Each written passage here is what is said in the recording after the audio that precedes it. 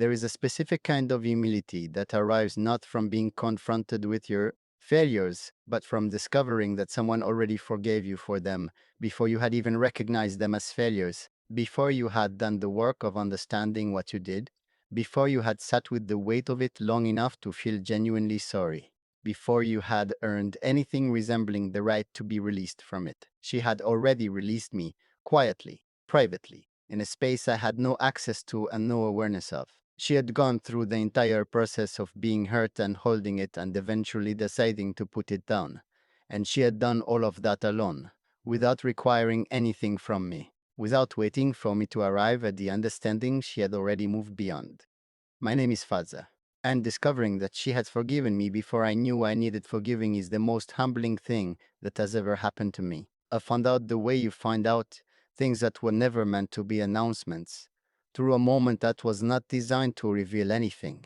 A conversation that was about something else entirely, and that contained almost incidentally a detail that reframed everything I thought I understood about a particular period between us. She mentioned it without drama, without any apparent awareness that what she was saying was landing in me with the weight it was landing with.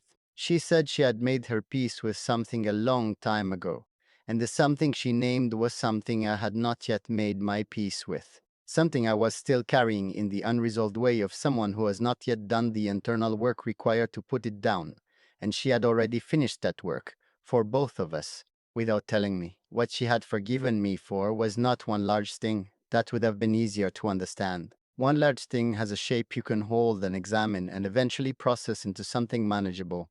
What she had forgiven me for was an accumulation. The pattern of small failures that I had never individually identified as significant enough to apologize for. The consistent ways I had been less present than she needed without ever crossing a single line dramatic enough to demand accountability. She had felt all of it, had carried all of it, and had then, in the private interior of her own process, decided that holding it was costing her more than releasing it, and so she released it. Without ceremony, without informing me, without requiring me to participate in my own forgiveness. That is what I cannot fully absorb even now, that she did not need me in order to let go of what I had done to her. She was complete enough in herself to process something that involved me entirely without me.